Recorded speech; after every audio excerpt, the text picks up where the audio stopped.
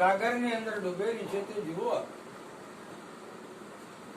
તે જ પ્રમાણે આ બ્રાહ્મણના નેત્રમાંથી આંસુ નીકળી રહ્યા છે, રુદન કરી રહ્યો છે. આ પ્રકારે આ દુઃખ વડે વ્યાકુળ થયેલા છે. તેથી એ પ્રભુ ગરુડ ભગવાનને કહી રહ્યો છે,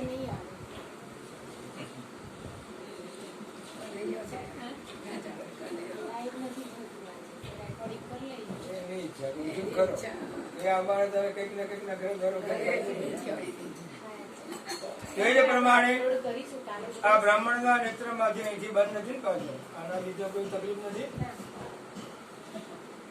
કામનું નામ બી કાઢી મૂકી દઉં. તો બ્રાહ્મણના નેત્રમાંથી આંસુ નીકળે છે. એ પ્રકારે આ દુઃખ વડે વ્યાકુળ થયેલા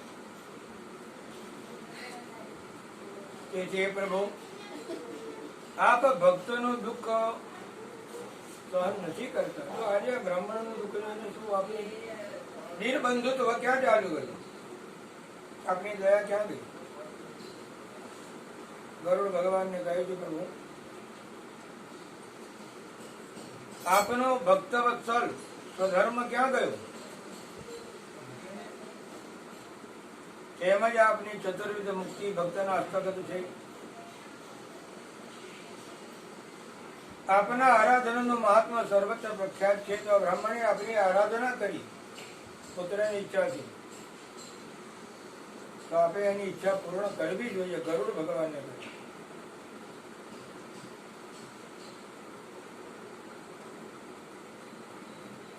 એ રાત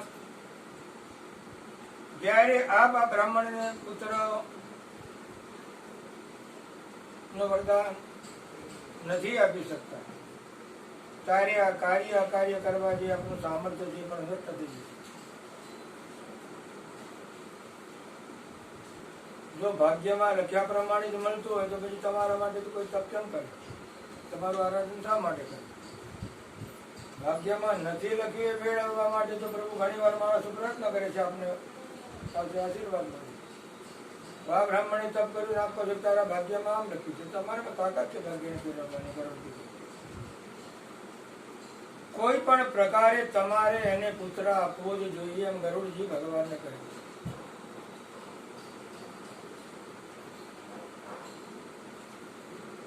સાંદીપની ઋષિનો બાળક મરેલો પુત્ર આપેલા એવી આપે. ત્યારબાદ નારાયણ કહે છે ગરુડજીને. ગરુડજીનું વચન સાંભળી વિષ્ણુ તે ગરુડ પ્રત્યે અમૃત તુલ્ય વાણી બોલવા લાગ્યા. એ પક્ષીરાજ શ્રેષ્ઠ ગરુડ,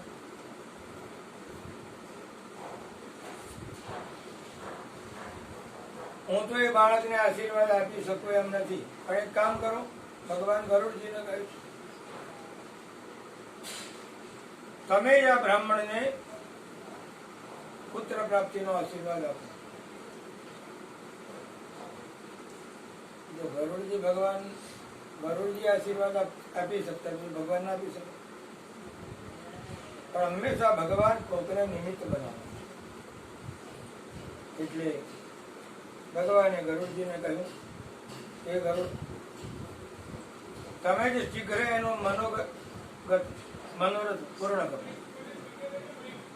એ પ્રકારે શ્રી હરિનું વચન પોતાના અનુકૂળ પડતું સાંભળી અને પક્ષીરાજ ગરુડજી મનના વિશે અત્યંત સંતુષ્ટ થઈ અતિશય ખિન્ન થયેલા બ્રાહ્મણને તદનુરૂપ ઉત્તમ પુત્રની પ્રાપ્તિ થાય એવો આશીર્વાદ ગરુડજીએ આપ્યો. અને એ આશીર્વાદનું ફળ શું મળે છે એ આવતીકાલના અધ્યાયમાં નારાયણ નારદજીને કહે છે અને વાલ્મીકી મુનિ ગરુડ મહારાજાને કહે છે, જે આપણે આવતીકાલે ચરિત્રમાં અધ્યાયમાં જોઈએ. આજની આનંદ ધારા વાર્તા એનું નામ છે મન વાંછિત ફળ.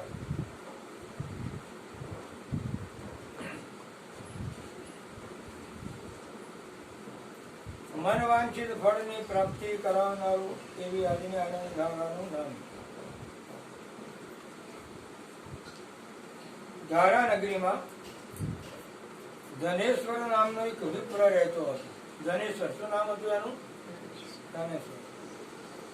એનો અર્થ શું થાય? ધનેશ્વર એટલે ધનવાન. નામ તો ઘણું ધનેશ્વર હતું, પણ ધનને ને એને 12 ગૌનું નામ હોય એ પ્રમાણે ક્યાં ગુણ હોય? તો રોજ એક ગામ માગે તોય પૂરું ન થાય, અને 2 ગામ માગે તોય પૂરું, અધૂરામાં પૂરું. પરિવાર પણ પુષ્કળ હતો, જાણે ઘર પૂછી પૂછીને આવતા એમ પૂરા 1.25 ડઝન છોકરા હતા. 1.25 ડઝન એટલે કેટલા થાય? છેવટે એ સ્થિતિ આવી કે કોઈક વાર તો પેટમાં અન્નની જગ્યાએ પાણીથી પૂરીને ચલાવવું પડતું હતું. તેનાથી પાણીથી પૂરીને, એટલે પાણી પીવે એટલે પેટ ભરવું પડે. તો પાણીથી વચ્ચેથી કાઢી નાખો તો શું થાય? પાણી પૂરીથી. પોતે તો ઠીક, પરંતુ તેનાથી બાળકોનું દુઃખ સહન થતું ન હતું, જોવાતું ન હતું. આખરે મરવાનો વિચાર કરીને બ્રાહ્મણ એક દિવસ ઘરમાંથી છાનો માનો નીકળી ગયો. પેલા આત્મદેવ બ્રાહ્મણની છે. તો જે પ્રમાણે આત્મદેવ બ્રાહ્મણને સંન્યાસી મળ્યા, સંત મળ્યા, એમાં બ્રાહ્મણને પણ માર્ગમાં સંન્યાસી મળ્યા. એ બુજાયું, તમે તો પૃથ્વી પરના પ્રત્યક્ષ દેવ, ભૂ એટલે પૃથ્વી પરના દેવ પ્રત્યક્ષ. કેમ આટલા બધા ઉદાસ દેખાવ છો? ઉદાસીનતાનું કારણ કેમ મને કહે? ભૂખે ઢળવડતા બાળકોનો દુઃખ જોવાતો નથી. ગરીબ બ્રાહ્મણ છું એટલે હવે અપઘાત કરવા માટે નીકળ્યું. સંન્યાસી મહારાજે કહ્યું, ભાઈ આ અપઘાત એ મહા પાપ છે. આપત્તિ આવે, વિપત્તિ આવે, કસોટી છે. કસોટીમાંથી બહાર ઉતરો. નાની નાની બાબતોમાં અપઘાત કરવો યોગ્ય નથી. એટલે એક વાર આપઘાત કર્યો, 7 જન્મ પછી એવા જાય કે મહાપ્રયાસે અને ભગવત કૃપાએ મળેલું માનવ જીવન આ રીતે કંટાળીને ટૂંકાવી ન જવાય.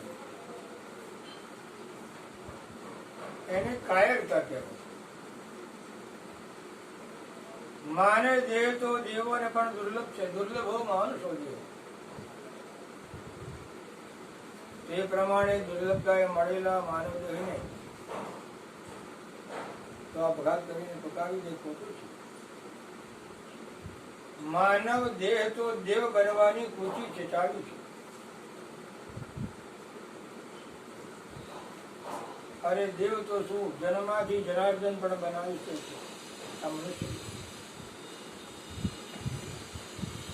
આ મૃત્યુ કે કર્મભૂમિ છે. જેવા કર્મ કરો જેવું વાવો એવું. માટે એ પૂછાયું, સ્વે સ્વે કર્મણ્ય વિરતા સંસિદ્ધિર્લભતે નરઃ. સ્વે સ્વે કર્મણ્ય વિરતા, ગીતાજીનો શ્લોક છે. દરેક વ્યક્તિએ પોતપોતાના સ્વે સ્વે પોતાના કર્મ કરવા જોઈએ. બ્રાહ્મણે બ્રાહ્મણનું જ કર્મ, ક્ષત્રિય ક્ષત્રિયનું જ કર્મ, વૈશ્ય વૈશ્ય, શૂદ્ર સ્વે. અને એનાથી જ સિદ્ધિ મળે છે. આ બધા કોમા પાડે છે, કારણ કે બધા એકબીજાના ધંધામાં પગ પેસારો કરી દીધો પોતાના જ ધર્મમાં. રવિદાસ ચમાર હતા, મરેલા પ્રાણીઓના ચામડા, તેમણે પોતાનો ધંધો છોડ્યો. ગોરો કુંભાર, કુંભાર જ હતો. એને માટી કૂદતા કૂદતા જ્ઞાન થયું.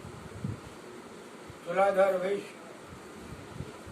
એટલે દરેકે પોતપોતાના જ ધર્મને વળગી રહેવું જોઈએ.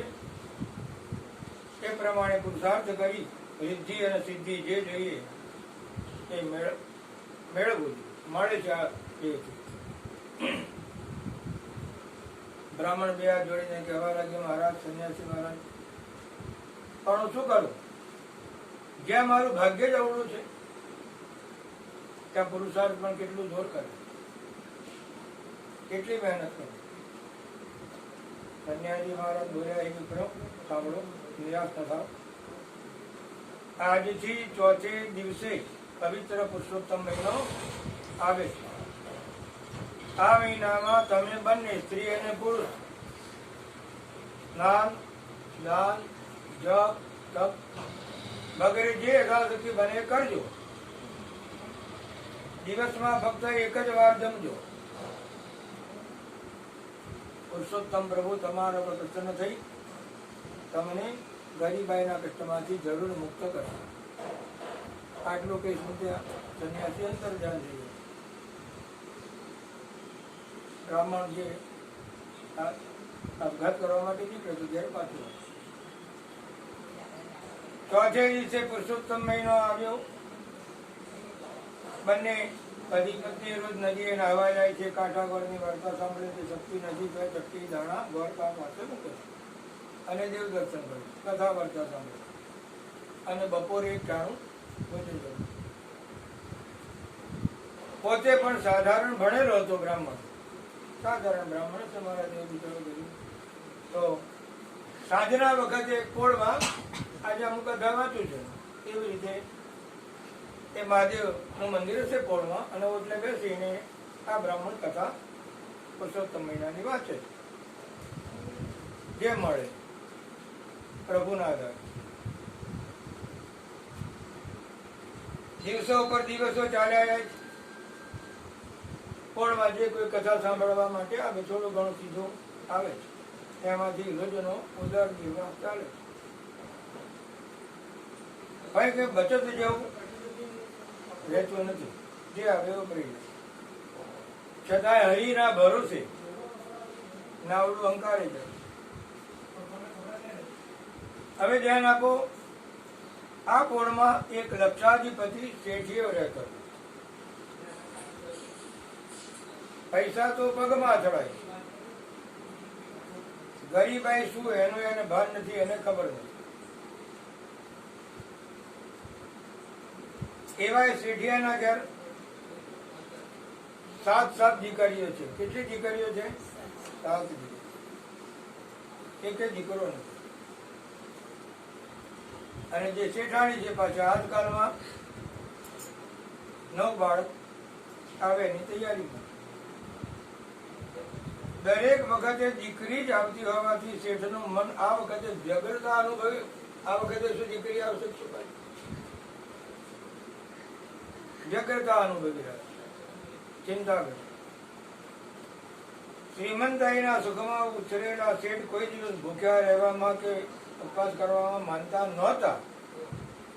છતાંય આ પુરુષોત્તમ મહિનો હતો એટલે સ્ત્રીના કહેવાથી, પત્નીના કહેવાથી એ શેઠ આ વખતે પુરુષોત્તમ મહિનો કાલે છે કે ભગવાન આપે દીકરો એક ટાણા જમી રહ્યા.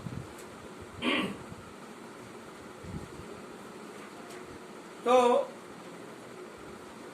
પ્રભુને ખોળો પાથી બંને ધણી ધણીયાળી વિનવે છે, એ પ્રભુ આટલી લક્ષ્મી આપી છે તો સવાસર માટીની ખોટ શા માટે રાખી? આટલી સંપત્તિ આપી છે. ધ્યાન આપો, શું કહે છે? આટલી સંપત્તિ આપી છે. હવે એના ઘેર કેટલી દીકરીઓ છે? 7. આ જે સંપત્તિ છે ને દીકરીઓના જ નસીબની છે. દીકરી આવે તો સંપત્તિ આવે, કારણ કે પાછળ આવશે ને પેલો ઉડાવનારો, એના માટે સંપત્તિ તો જોઈશે ને. દીકરીઓ આવે તો લક્ષ્મીને લઈને આવે ને પાછળ ઉડાડનારો આવે. હમણાં ઉડાડશે બધું ખોલને ચોખા અંદર નિયમ.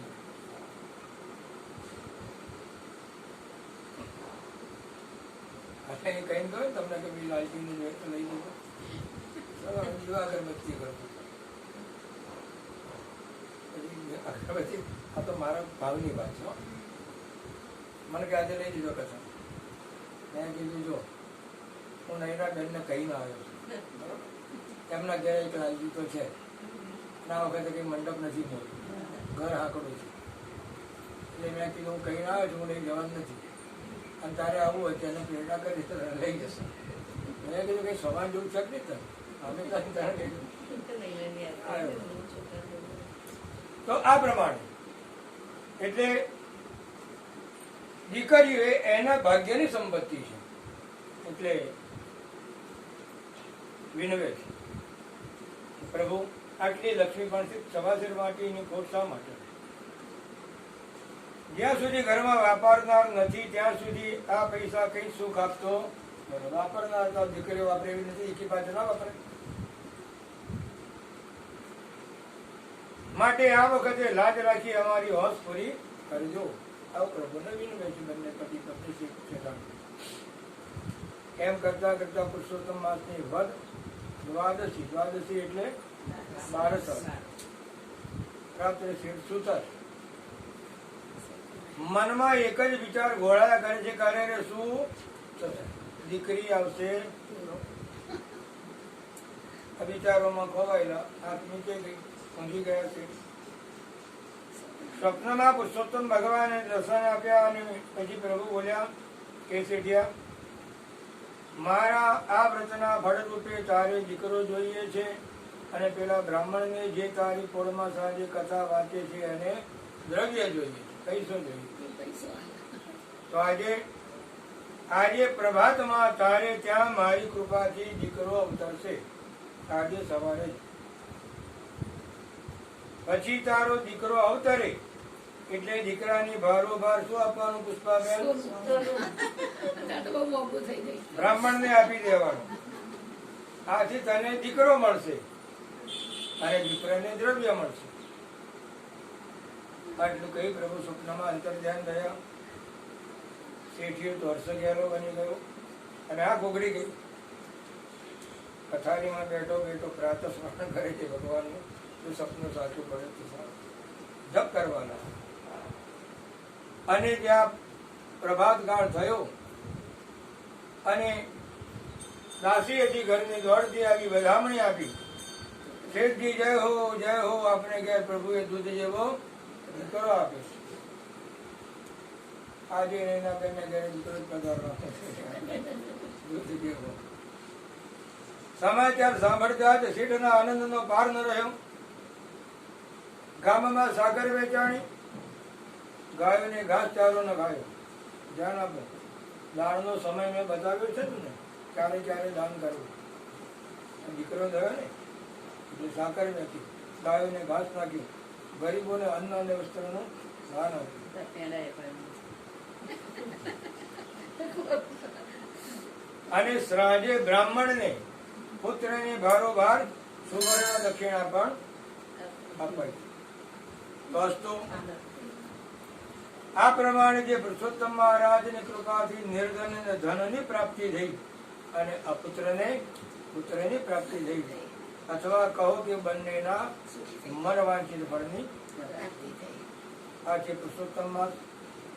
તો જે શ્રોતા છે અહીંયા ઉપસ્થિત, ઓનલાઈન શ્રોતા હોય, એમને પુરુષોત્તમ મહિનો કર્યો હોય, ભગવાનને પ્રાર્થના કરીએ, વિનંતી કરીએ કે જે તમારી મનવાંછિત ઈચ્છા હોય તે પ્રભુ આપને પૂરી કરે. હજી કે પુરુષોત્તમ ભગવાન કૃષ્ણ કનૈયા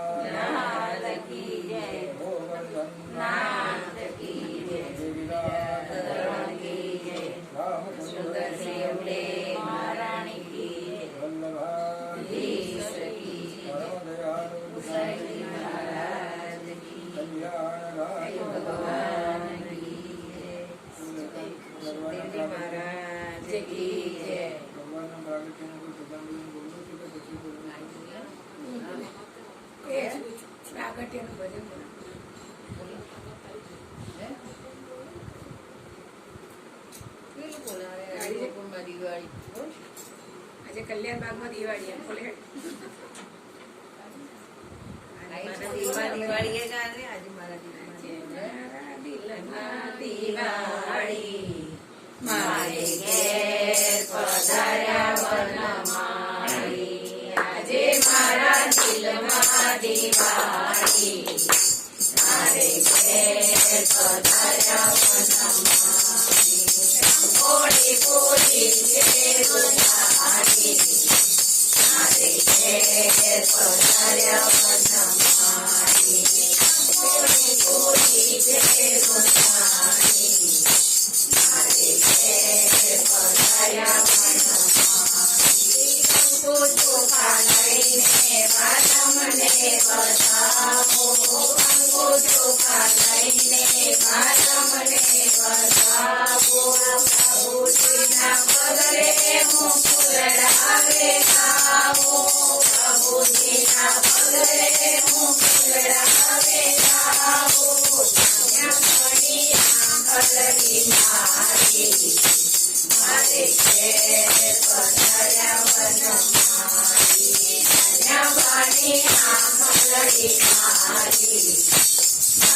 ઘેર પધાર્યા વનમાળી સેવાની સામગ્રી સજાવી દીધી છે સેવાની સામગ્રી સજાવી દીધી છે રસોઈ મારા હાથે બનાવી દીધી છે રસોઈ મારા હાથે બનાવી દીધી છે હગે હગે કીધી તૈયારી મારે ઘેર પધાર્યા વનમાળી હગે હગે કીધી તૈયારી મારે ઘેર પધાર્યા વનમાળી રોમે રોમે પ્રગટ્યા છે ઝગમગતા દીવડા રોમે રોમે પ્રગટ્યા છે ઝગમગતા દીવડા જાણે આજે મૈના તેના ઘરમાં દેવી જાણે આજે મૈના તેના ઘરમાં દેવી જાણે આજે સંજુભાઈના ઘરમાં દેવી જાણે આજે સંજુભાઈના ઘરમાં દેવી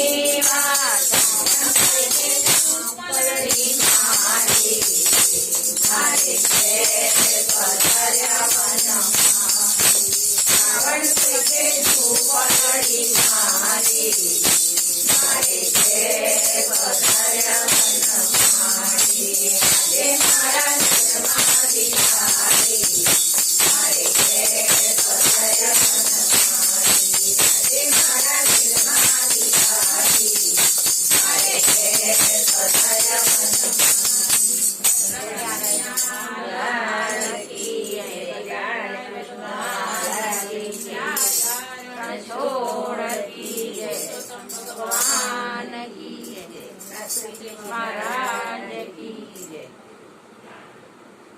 सर्वसामर्थ्य सहित सर्वत्र